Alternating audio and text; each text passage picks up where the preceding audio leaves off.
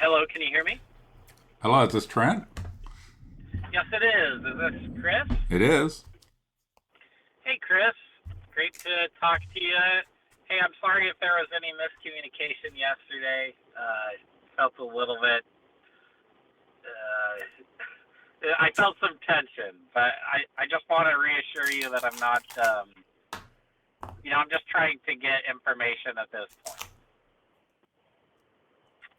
But you're I but did. you're but you're being compensated by Monica Kelsey and Safe Haven Baby Box and not disclosing to people. And I've checked with some other people, reaching out to them but not disclosing that you're being financed or your engagement at all is because of Monica Kelsey. So it just appears like you're approaching people claiming you're doing a documentary, but in reality you're doing probably an advertorial. Well, I don't know who you've reached out to, but I haven't been compensated by Monica Kelsey yet. Yet She's is the key offered word. to pay me. Yet is the key word. Yeah, So if I can find some people to pay you, will you do a documentary uh, different than Monica Kelsey's point of view? What if I can get some people together that would pay you, compensate you more than Monica Kelsey? I mean, I mean, Chris, it's promotional. And truthfully, I mean, documentary is not like the. It's not. This isn't self-funded, and I think that yeah, like I, someone approached me on a topic that I know very little. Okay, and they said, "Will you film some things about this?" And it's a topic that, on the surface, not having done any research, appears like something I agree with, right? Yeah, but And you, but and you, they, you. I guess you were approached for a paid piece by Monica Kelsey and Safe Haven Baby Box based on your own emails, but you didn't disclose that. Instead, you said you were making a documentary, and I'm looking at it. I'm looking at your note that says you're making a documentary, never yeah, right. disclosing that it's a paid advertorial piece uh, your engagement. You said like I haven't been paid yet, but your engagement Well, in the whole Chris, thing is because Monica Kelsey has offered to pay you to effectively create an advertorial. What it would seem to me is an advertorial, not a documentary. well, every documentary will carry a bias, and That's not like true. That's a ridiculous thing to say. That tells me that you have no journalistic. Do you have a journalism degree? no, Okay, I so don't you think the whole meaning of the word documentary is Chris, about a lack of bias? That's what a documentary is supposed to be. Maybe you're a younger guy. It looks like from your picture you're a younger guy, and you don't get that a documentary is supposed to get at truth, not start with a bias. well, I'm not starting with a bias. I'm just How saying can it. you not be I, starting with a bias when the whole piece is based on Monica Kelsey offering to compensate you to do a piece that would be an advertorial favorable to her? Chris, Apparently, I don't know what kind of college degree you have, but apparently they teach you something different than what a documentary is or what the term bias means. do are you interested in talking today, or are you just interested in educating me on my job? Um, I offered. You kept asking to talk. And I told you, okay, I'll talk. But I think you have to. If you the insulting statement you just made, okay, of am I just going to educate you on your job? You're the one that has been trying to engage people without disclosing to them that you're only doing so because of an offer of compensation from one side. By the way, that's another thing, not that doesn't typically go with the word documentary, is that one side of the issue is paying for it to be done. That's an advertorial. And so I'm glad to talk with you, but before we talk, at anything, I think you have to be the one to acknowledge that the approach that you did in reaching out to people was not ethical.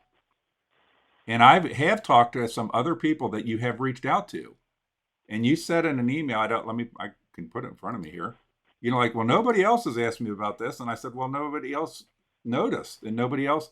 So what I have observed is that the people that are legitimate safe haven people, which I do not consider Monica Kelsey to be a legitimate safe haven person, okay, is the people who are legitimate are just good-hearted people. When somebody comes to them and says, I'm doing a documentary, they assume that means an unbiased piece, not a piece that's being paid for by somebody who has a view contrary to those people's view.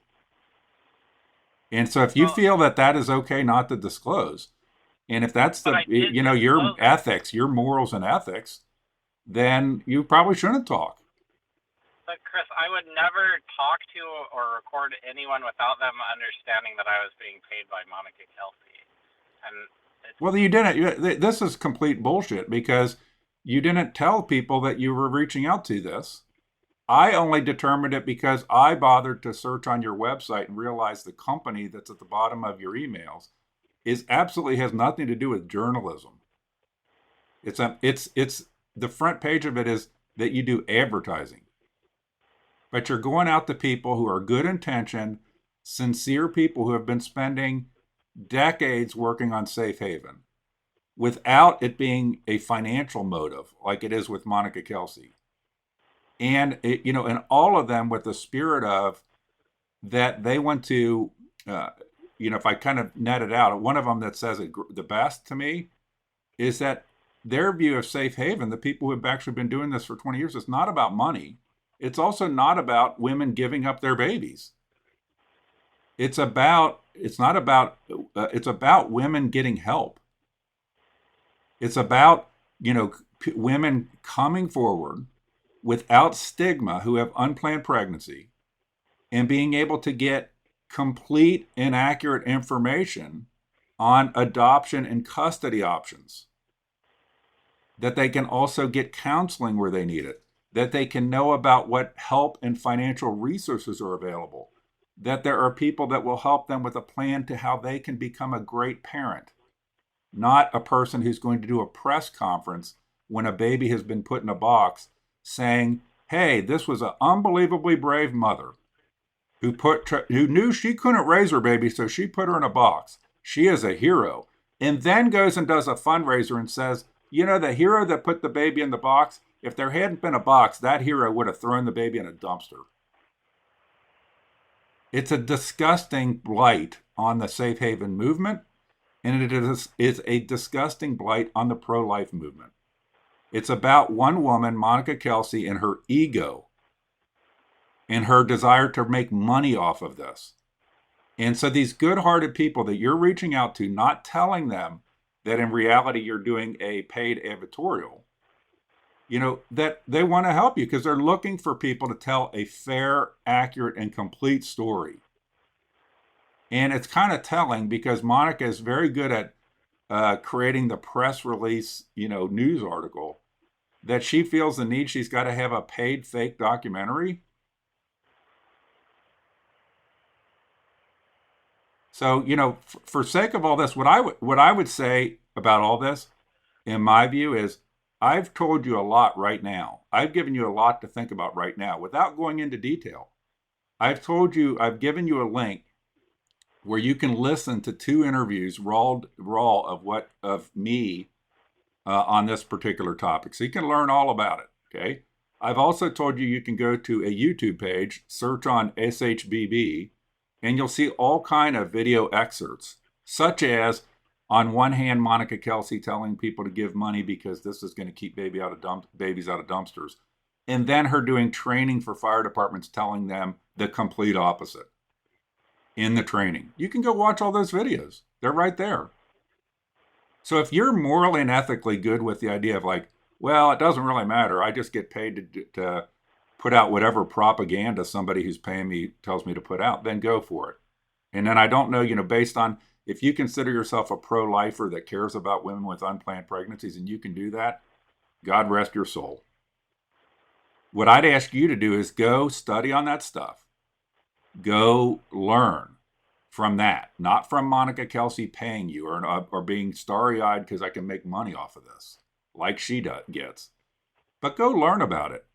Go learn about it just using the resources I provided. If you care about this enough, you'll take the time to listen. It's probably what, about maybe 2.5 hours of interview time. They're very similar. You could watch, either interview that I gave you the direct links to.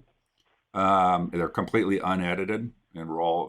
Cases like with the case of what I said to you is, let's get, if Monica Kelsey will do a something where I can have the raw video, of it, to get where we do it together, Q&A. I'm glad to do that. She's afraid to do that, by the way. I guarantee you, if you haven't asked her already, she will refuse to do that. And she'll claim it's not because she can't hold her own. It's because anybody that actually wants to question her, be involved in a fair Q&A with her, she'll just label as some crazy person. Oh, by the way, another thing you can go investigate is how she threatens to sue anybody that questions her. That's another thing. You might want to go talk.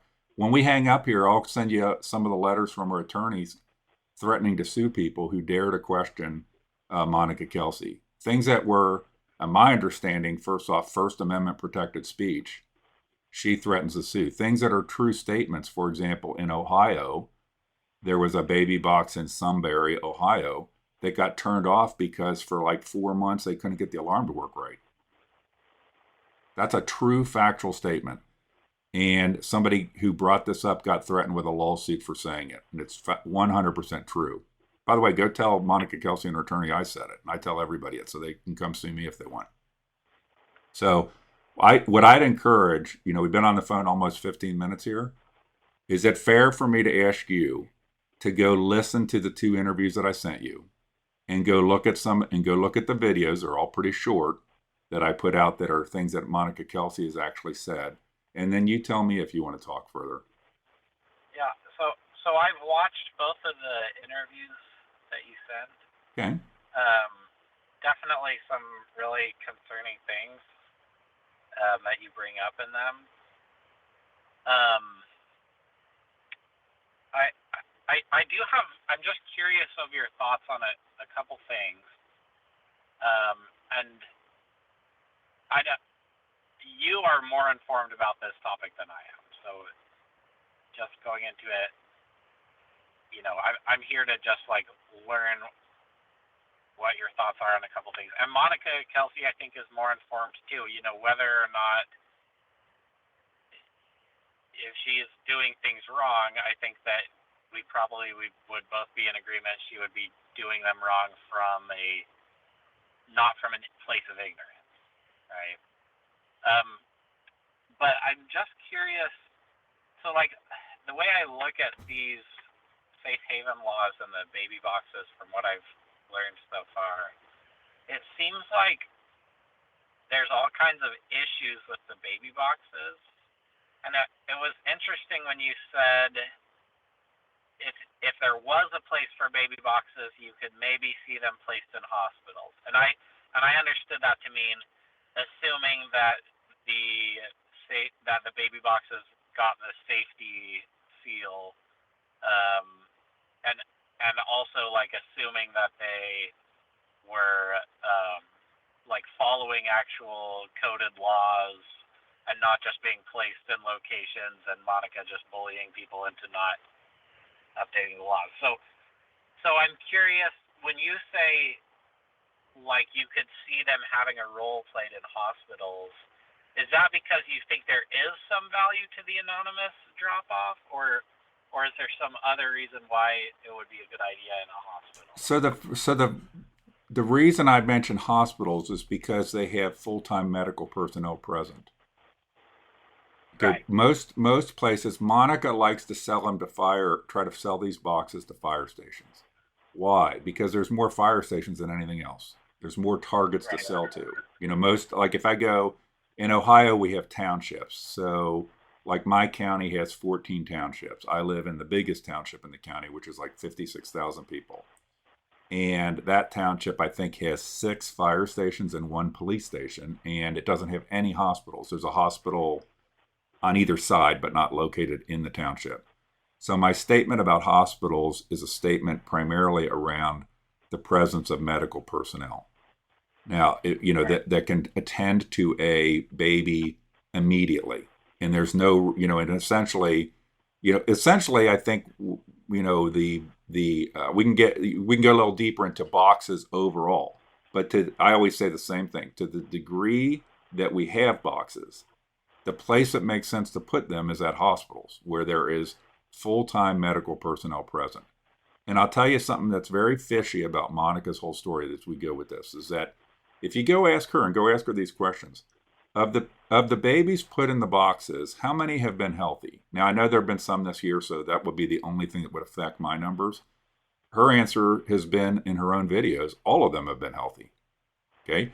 If you go up through the end of, probably January, February, I just don't want to, there could be some changes to what she's saying because of maybe if there's been some recently put in boxes, but up until maybe January, February this year, her claim on her own videos was that all but one baby put in a box was not born in a hospital.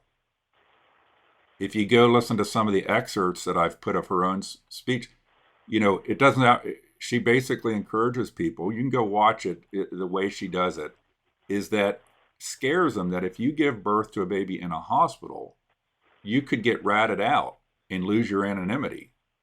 And so that's why she doesn't say don't have your baby in a hospital. She's like, but that's why we find that all but one baby ever put in a baby box was not born in a hospital. First off, how does she know that? I don't know if they tattoo babies in the hospital to know where it came from, and why does she know any information at all? See, that's another, I don't mean to go on to little tangents here, but conventional safe haven. I believe that, for example, in Ohio, and I would think this would be true in Indiana. I know you're in Indiana. I assume you're in Indiana based on all the addresses and so forth. Okay, so the disclosure of any information about a safe haven baby is illegal. So why does Monica Kelsey get the information? So why, if a baby is dropped person to person to a person at a fire station, which has been the law in I think pretty much every state, most of them for 20 plus years, there's no disclosure of any information. In fact, the procedures of the entities are that when a person to person safe haven is almost all of them, like if I look here, they're not even allowed to put it on the radio because somebody with a radio scanner could pick it up. Okay. So they do use, I don't know. If I think of TV shows, I don't know if they use their phones or they use, go to TAC 2 or something, like in an encoded channel for the authorities. Yeah. But they don't. So why is it that Monica Kelsey gets information on babies that have been put in boxes and can have podcasts talking about, how many of them were born in hospitals, which is another thing. How does she know that? Okay. And then do press events at the locations of baby surrenders.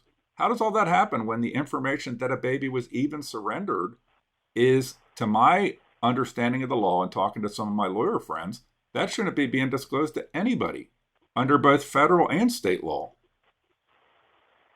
So, I know I went from, you asked a question, specific to hospitals, and I kind of went, far afield there. But I think that, she wants to sell the boxes to fire stations because it's a big market. And also what I've observed is the fire people, and the politicians love the photo ops. They love it's a good red area photo op. You're standing in a baby box. I'm a politician. I'm working to protect life and all this kind of stuff. When she goes to hospitals, you have a different kind of person. You don't have, so it's a different kind of quote unquote sale because the people there are medical professionals. And I've brought out to this, so there would be better vetting of for example, the information that gets put in the baby box. And I'll give you a real good example. In where I live in Union Township, the baby box was the baby box here, which if you've listened to the interviews, you know how I got involved. It all was about how did we pay for this. But the information in the baby box that was provided solely by Monica Kelsey and excluded two legally required pieces of information from the state here. that information told women, if you think you have a medical issue, to go to a midwifery center in Fort Wayne, Indiana.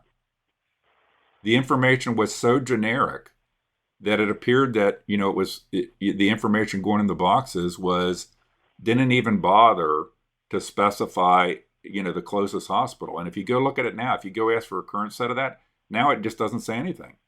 It basically says, call their toll-free number. So I think that the reason why hospitals is because I think that you have medical professional there. You're going to naturally have better vetting of the medical information that's going in these boxes. And I also believe that you're going to have better legal compliance. So, for example, in Ohio, the 2 forms that not only did she not include, she actually got my township to try to get the Attorney General of the state to disallow being put in the box. And if it backfired, you can actually go read the filings. There were filings over this with that, asking for the Attorney General to issue an opinion in Ohio that she did not have to put these forms in the box, and the Attorney General told her to go to where. And but the 2 forms there was a form on a thing called kind of like a pamphlet on a thing called Help Me Grow, which is the state of Ohio phone number for women in crisis to get help. And the other thing was what's called the Anonymous Voluntary Medical Health History. So there's a form that it's actually Jobs and Family Services in Ohio makes, that is an anonymous voluntary medical history, health history. And, it's what you would imagine. You never put any name on it, but it's like, when you gave birth, check any of these that apply. Like, I was on drugs, I was this, that, any of those kind of things. Does your family have a history of heart disease, cancer, whatever, things that would be helpful relating to that baby. So she refused to provide those. Instead, if you dig into this, she maintains, which I also think is illegal on its face, a private registry of surrendered babies in her boxes. That's her information alone. And so that's why you see, when you go out and look at my, some of those videos that I shared, what I think the people that are involved with adoption and traditional safe haven and are just disgusted by her use of babies that have been, and small children that have been surrendered in boxes in fundraising events. And there's a whole element of this that it gets into. So, for example, I've gotten to know a lot of wonderful people as part of this, and of me getting involved with this, and know their good heart. But for example, adoptees naturally have a higher propensity to certain psychological issues because, you just think about it. I'm assuming you're not adopted. I'm not adopted. I had a friend in high school who was adopted, but we didn't really sit around and talk about, their feelings about adoption and so forth. But the people that are adopted, no matter how wonderful the family is that adopts them, tends to have a thing in the back of their mind, like, why did my mom give me up? Who was my mom? They want to know. And then, most, as far as I can tell, most adoptee rights people, they want there to be some record, even if it's sealed, and later at an older age gets made open, but a significant percentage of parents who give up babies and people who are adopted, as they get older, they want to reunite in some way. Monica Kelsey did that. And so you have this one element of the adoptee rights community that doesn't like, the notion of having absolutely no record. By the way, one of the reasons, again, I know I'm talking a lot of different directions here. One of the reasons that, safe haven is a good thing. I'm not a traditional safe haven, I'm all for. But I love the people whose attitude is, we don't want people to actually do this ultimately. It can be there, and there might be times it happens, but what we want, we're not wanting women to just give up babies. We're wanting them to come forward for help. And, so when you put a baby in a box, or you safe haven a baby, it has a pretty notable effect on the legal status of that child and the ability of a parent to ever reclaim it. So that's very different than if you, for example, put a baby up for adoption. And if you go talk to some adoption people or some crisis pregnancy centers that are above board, you're going to find out that pretty much all adoption today there's a lot of pressure. Not pressure is not the right word. There's a lot of coaching of women who are putting babies up for adoption to do what's called an open adoption. So open adoption means there's still a connection between the mom and the baby after the adoption, because, through, decades, centuries of adoption, it's been determined that, the prevailing wisdom is that open adoption is better than closed adoption by far. Closed adoption is where, there's a complete cutoff and separation. But the long-term history of it is that open adoption, which means then you have the family that adopted the child and the original parent of the child, that it's open between them. So that tends to have the most positive outcomes in terms of future mental health, et cetera, of everybody involved in the process. So the adults who have, I'd say, like, kind of the adults in the room that have been through this, you've got, say, a young woman who's in a moment of crisis, it's very helpful that person is getting engaged with somebody who's, quote unquote, been there, done that, and might have gone through those experiences and had that kind of crisis in their life, 20 years ago. That can be an anchor.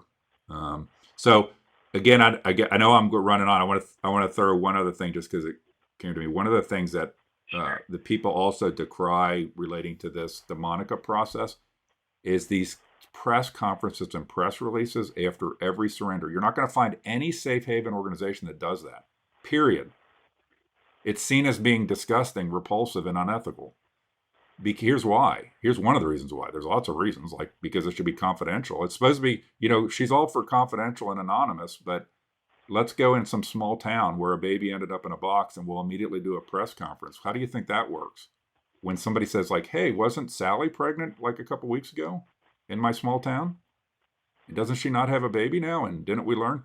So that tends to out people. But those press conferences that are like, oh, what a hero this mom was, they have an effect that would cause the mom to feel very stigmatized should she ever come back to reclaim that baby. And in most states, like in Ohio, a mother who surrenders a baby through safe haven, be it in a box or otherwise, has 30 days to return and reclaim the baby. Because some significant percentage, like 25 to 30% of all safe haven surrenders, the mom comes back and changes her mind. And so that's another reason why to keep it on the down low. Keep it quiet. And so that is something that Monica, if you look, there was one instance, and it wasn't that long ago, unrelated to you, I was looking for the old videos. There was one instance that I'm aware of with Monica where a mom came back and wanted the baby. And then she got into some big, whipped up that, the Department of Child Services was not going to do DNA testing and so forth. And then she starts labeling and demonizing the mother. The mother had the baby had drugs in its system. The mom is a drug addict on TikTok videos. And that tells you, like, well, what happens if a mom comes back for a baby, And that's I don't know if you think 25 to 30% is a big statistic, but it's a pretty big statistic. The other thing about hospitals, I'm going to bring this back like I'm answering in a logical fashion. The other thing about hospitals is that if these boxes were actually getting babies in them that were, to her point, other than one, home births without medical supervision, okay? And they are in this demo that she says, these are babies one step away from a dumpster, okay? There should be a significant percentage of these babies that have issues in the boxes. And one time I had a list of all the issues because I talked to a medical person, respiratory distress, like most babies born without medical supervision, for example, would have respiratory distress. Okay.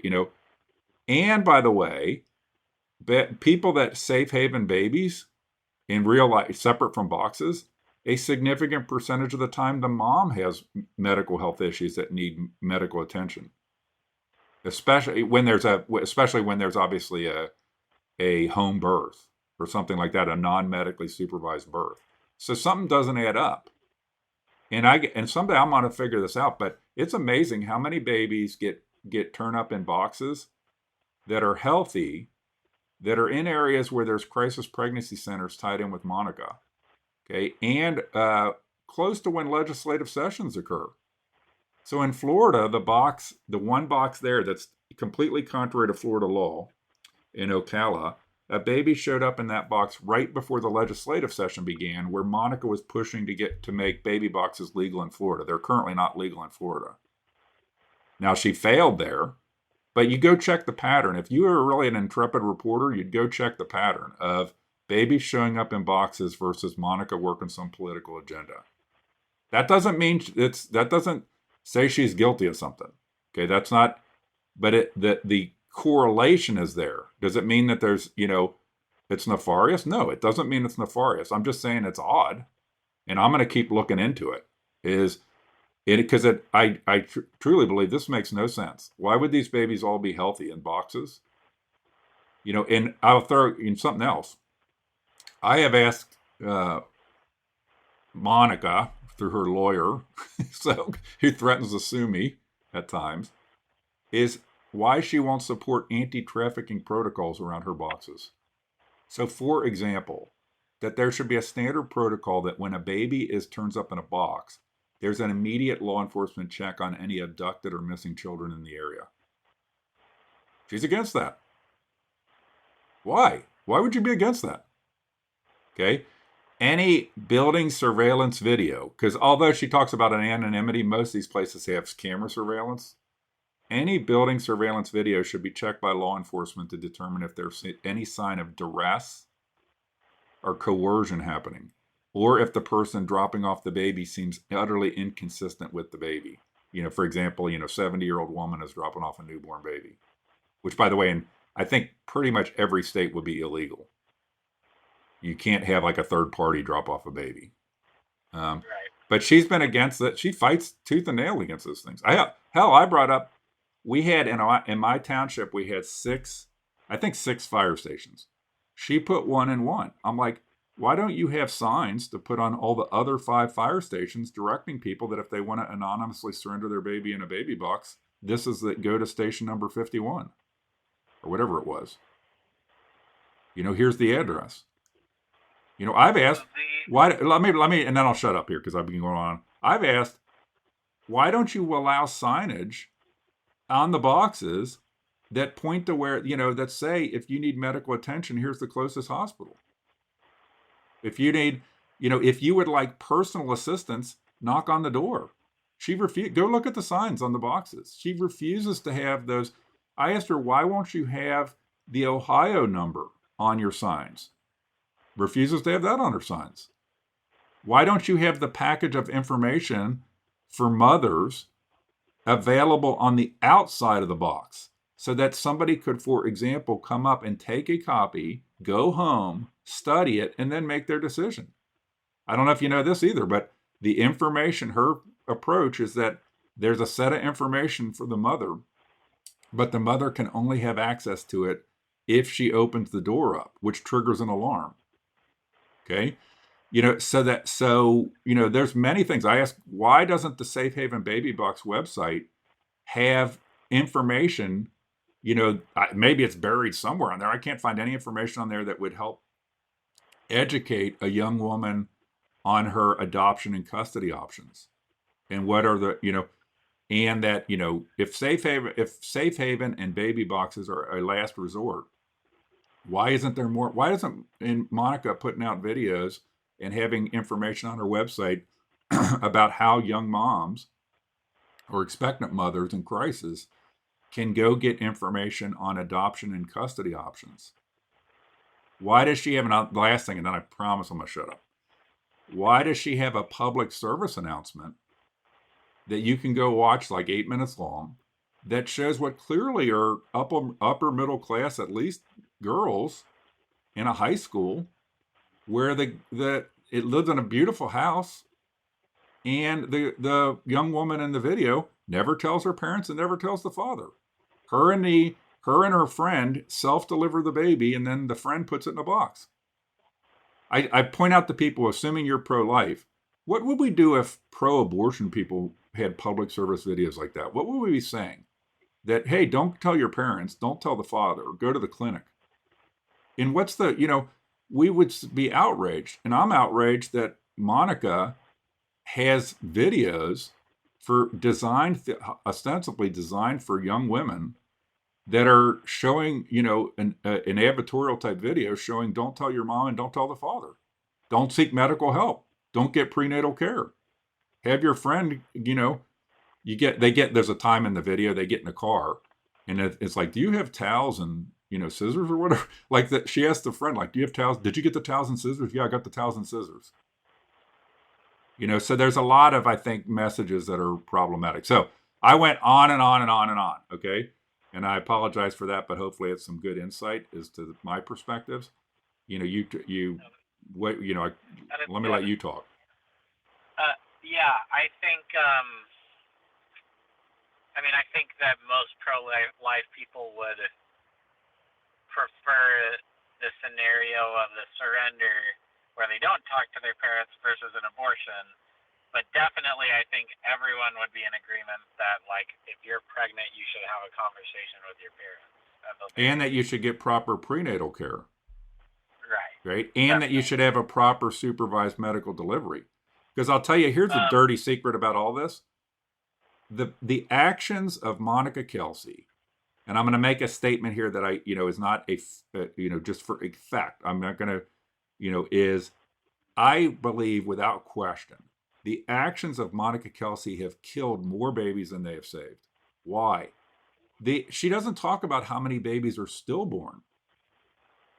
How many babies have complications in delivery because of the mentality of don't get prenatal care and don't have a proper medical delivery. That never comes up. What's so funny is here in Ohio, where I live, there's a case, and the girl's name was Skylar Richardson, and people use this. You can look this up, Skylar Richardson. And people use this as a case. You're like, oh, this is a good example why we need baby boxes. Well, Skylar Richardson was a cheerleader in high school when I guess she was over 18. And she had anorexia issues. And she and other mental health issues. Her mom took her, she had a boyfriend, her mom took her to get birth control. I guess when young people get birth control, they get a pregnancy test as part of the process of a doctor prescribing birth control. Well, her pregnancy test showed she was pregnant, but I think my understanding from the articles is that because she was over 18, that information went only to her, not to her mom. Okay. And so then she hid the pregnancy. She never got proper prenatal care. The baby was ultimately stillborn, I believe, in her bedroom at home, and she buried it in the backyard. Had she come forward and gotten proper prenatal care, and not been doing crazy things to try to conceal the pregnancy, that baby would probably be with us. And so my point is, if you go look at what I find of the people that I really respect that have been long-term safe haven people is that they truly believe in destigmatizing. And destigmatizing means come forward, get help, learn about your adoption and custody options. It's okay. Stigmatizing is what Monica does.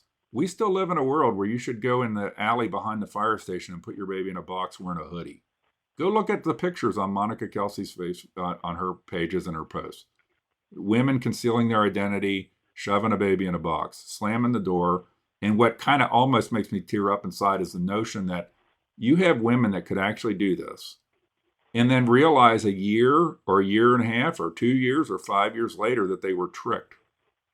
And the last memory they will ever have of their child was a door slamming.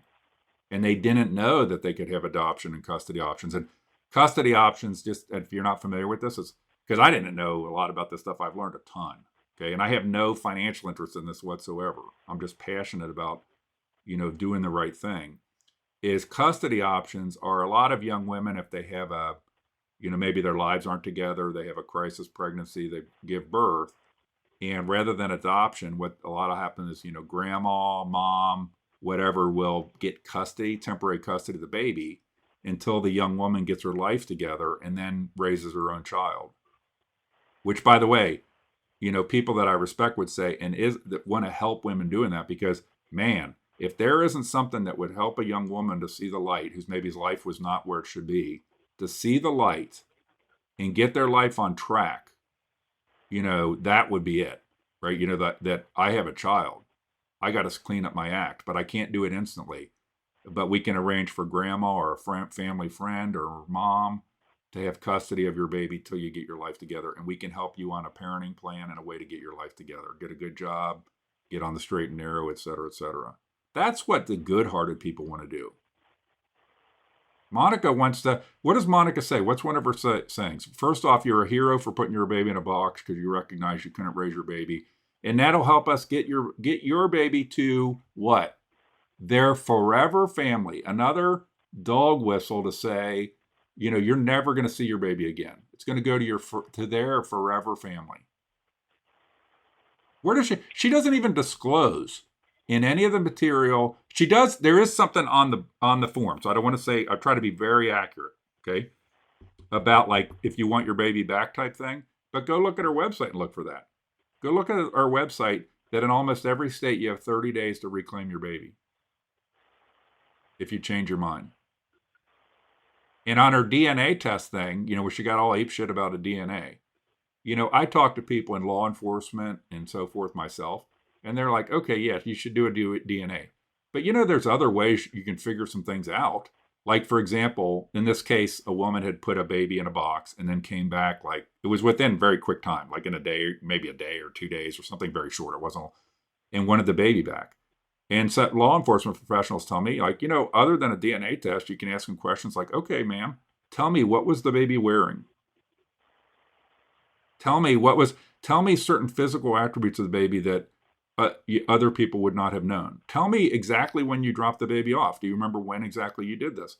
So there's regular, investigatory things that would clarify. So for example, Monica in her training will say, if somebody puts a baby in a box and then immediately knocks on the door saying, I made a mistake, I didn't want to do it, I want my baby back, what should you do? And her thing is basically let them, once you got the baby, you got the baby. You can let the person come to the hospital, but it's not your thing. Well, so she doesn't mention like, maybe like right then you should collect some information. Okay, ma'am, what was the baby wearing you just put in the box? Now, by the way, I think everybody would agree if somebody did this and then it was immediately knocking on the door, you don't want to just give them the baby back because there could be obviously mental health or other issues involved, right? And you want to get the person help. Okay, get the person help.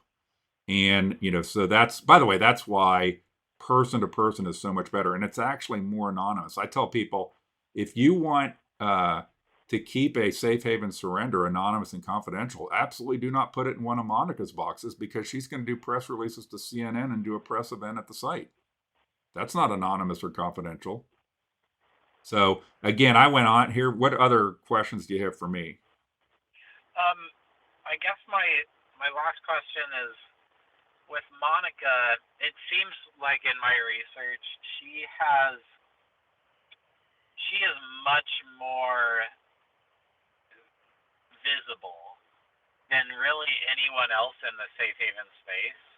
Meaning, when I try to search anything about safe haven, she comes up, and I can find other people. Yeah. But she is just louder, and I also think there's like she's a woman who was in the foster system. There's like all these things that line up about her, and then on top of that, she's got this really bombastic personality. People love someone who is like a fighter. No, a sycophant. Hold on, a sycophant crowd likes that, and that's what you'll find around Monica. She has a pit bull sycophant crowd around her that are not traditionally made up of what I know a lot of pro-life people that they're not quote unquote more pro-life than me, but they have spent much more of their energy in their life on pro-life issues. None of them are like Monica. They are quiet people. They are faithful people. They are not threatening people, bombastic people. So if you look and if you go, and I'm sorry for interrupting you, and I'll let you complete your thought, but go look at her TikTok where it's constantly attacking people. By the way, that TikTok is not made for women in crisis. That TikTok is made for maintaining a sycophant crowd that she can sick on people. That is what that is. Go look at it. What does that have to do? What does her TikTok have to do with actual mothers in crisis? It's about fundraising and about maintaining a group of people that she can then sick on people. And she did that in Ohio, by the way. In Ohio, because of the rule here that at least at present that you have to have there has to be a person present at the box at all times to be able to render immediate aid. She had TikToks for 43 days straight attacking individuals in the Ohio government and encouraging her followers to go after these people and publishing a packet for them of all their information so that they could go after them. That's what. So I apologize for interrupting you, but that is her behavior is, and I agree with you, bombastic. You find her, part of it is that she has turned this into a monetary thing. The reason why, she's getting, $10,000 to $15,000 per box. Plus she's doing all kind of fundraising based on her false narrative by her own admission in her training of, if without the boxes, the baby ends up in a dumpster. And so she's got a revenue engine. She also has this, it's a brilliant crooked model. She also has this political engine because if you look at where the boxes actually go, they go in ruby red areas. Why? Because she taps into the politicians wanting to have photo ops. And so that's why there's always a bunch of photo ops with politicians. But what's funny is where solutions for these categories, pro-life solutions, are actually needed the most are inner cities. Inner cities are never going to have a Monica box in them. Sure. And I mean, for inner cities, it's hard to say if any kind of pro-life solutions are going to be implemented because a lot of them are going to be focused on other services for struggling pregnant mothers. Well, I'm not going to disagree with that, but I'm going to, I think, there are like things like having like, for example, Florida has its own statewide, not Monica's number, its own statewide number. A lot of states actually do. Indiana outsources that. There's a place a lot of them have outsourced it. There's an organization that does this, and so the states have this number, and if you call it, Indiana's one of them. If you call the Indiana crisis number, it actually is like a third-party company, and so they then can coach people, direct them, and they're under the auspice of safe haven, so they're about coming forward, getting help, not under the auspice of abortion or anything like that. And so like the Indiana number goes to a place. I just can't remember the name of it.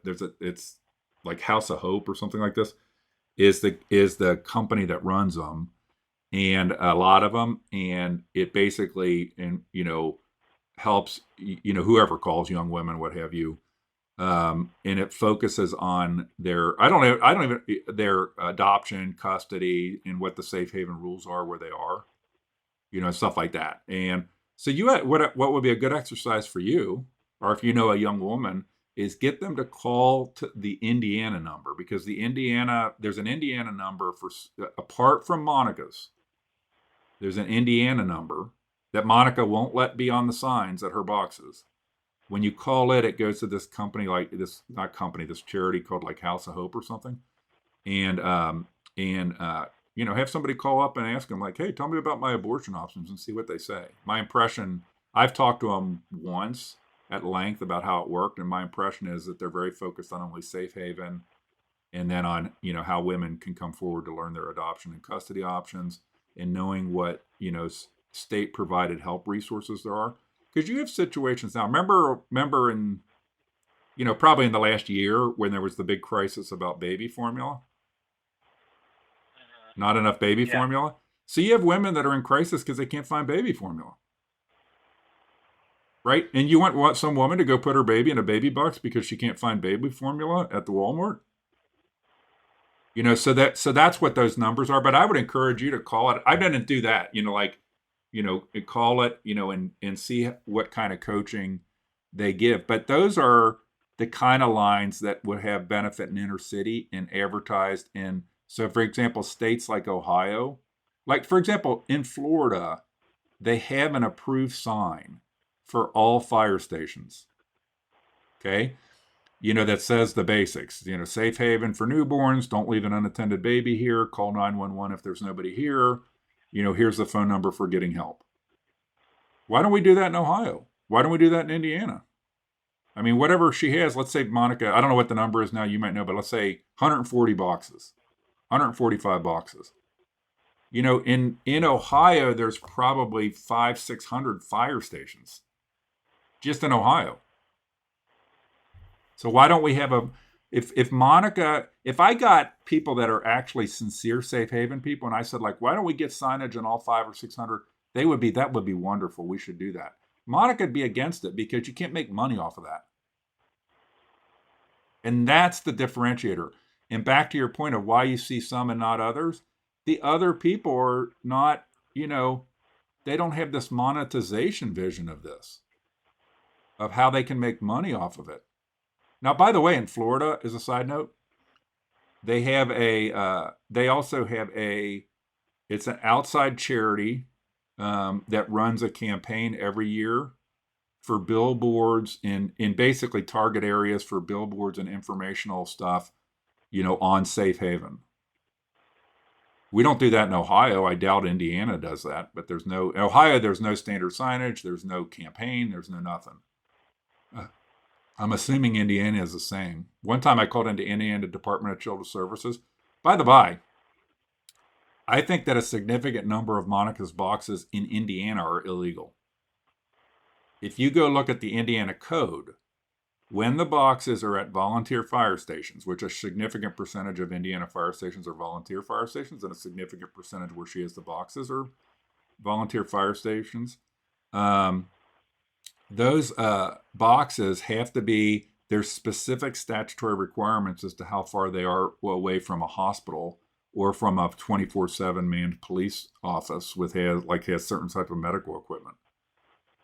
And for response time to the boxes, because Indiana will allow you to have an unattended box, but part of the law is that the box has to be, I can provide any of this stuff, but the box has to be, it's like, I don't know, it's either like 1 mile from a hospital or something like this.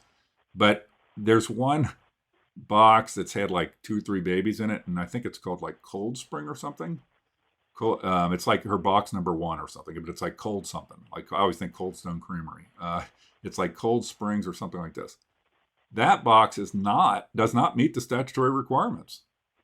It's like 4 miles away from the hospital. I actually had a call that with a person from that station, and I said, like, don't you have to have the box like this far away? And they're like, oh yeah, the hospital's like so far away. I'm like, well, I'm looking on Google Maps and it looks like the hospital's 4 miles away or whatever it was, and the law is this. And the guy's like, oh, well, maybe it's a little longer. And so I think that, what I find also is that in the haste for photo ops and all that kind of stuff, and her bullying kind of attitude, bombastic equal bullying, is that a lot of these boxes aren't even installed according to the local laws. That's what happened in Ohio, by the way. The one that got shut down by me in Union Township, it got shut down because it was because of the staffing, but they had all kind of legal issues. I mean, including they never got permits for the box. So what's been kind of stunning to me is that the government is probably the worst at following laws. They just go do stuff like they're immune to the law because I guess they're the government or something. So ours, like Ohio had, that the information. So she had the information in the box, okay, like her orange bag or whatever. And in Ohio, the law, which is part of the administrative code here, specifically requires there can't be anything in the box, any debris whatsoever in the box. And the reason for that is choking hazards. And if you go look at her bags, they have straps on them. Okay. And so you've got this like, okay, that makes a lot of sense. I've actually seen some pictures where she's used bags now where the straps have been cut off. But there's kind of just there's a general focus on drama and like no focus on, ethical process and thinking it through. And if you bring up to her something, like I brought up to her something like, shouldn't you have, information on the outside of the box or something like this?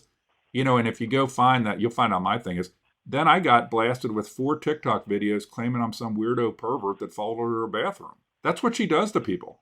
You ask her the most basic questions and then she'll come at you attacking you. And if you go talk to some of these people that you've reached out to, they can tell you a story, chapter and verse on this and the bullying and intimidation. So again, I went on and on there. Anything else for me? I got to run here in a few minutes. Yeah, I've got to go too. But thank you, Chris, and I appreciate everything you've told me, and I think I don't know, it seems like a pretty messier topic than when I first was talking to Monica. So I appreciate the insight. What this topic desperately needs is somebody, she does a lot of kind of press release journalism, box opens, baby surrendered. And so that gets these very press release news stories that are always favorable because she basically writes them. And then they publish them because there's been some event.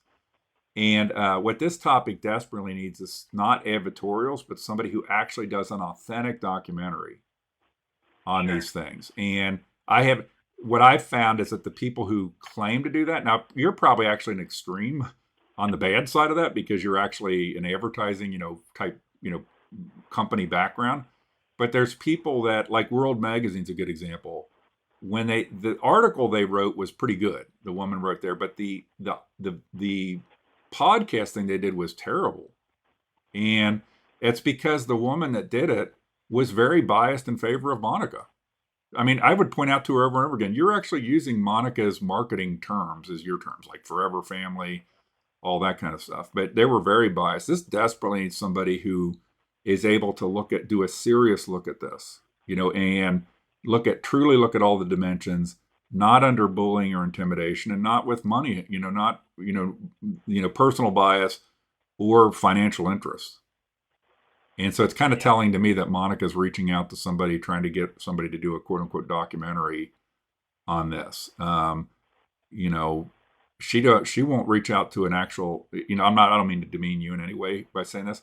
Monica will never reach out to an actual news organization and offer open access. And I'll leave you with this. And go look, one of the videos out there, I think it was in 2016 on some Indiana news channel, she's like, we're going to have the safety testing any day now. And we've got a risk assessment study that we're going to send to you. And it's now 2023. It's 7 years later. No safety testing, no release of this supposed risk assessment study. And it's like, it's just dishonest. So, hey, I appreciate you. I'm glad we got a chance to talk. We're not going to fix my perception of the ethics of coming at somebody the way you did, but hopefully this discussion's been helpful to you. It has. And I will say that, what I'm doing is different than like a true documentary, and I probably need to adjust my language on that. But I will say this is the first time I've ever done any work in any kind of political relationship where there's any kind of controversy involved. And so I'm somewhat out of my comfort zone there, and that may have caused some of these issues. But all right. But I don't know. Well, here's what would be a suggestion. If you have a company that's, does certain things like advertising, and somebody wants you to do something that is more like journalism, then step one is get a journalist involved in that story. Yeah, that's not a bad idea. So, and then also step two, by the way, is if you're going to have, and I get people funding stuff, is make sure you have an agreement that says you have to produce these things, but that the person that's paying you for it doesn't have editorial rights. Are you there? Hello? Hello? Hey, sorry.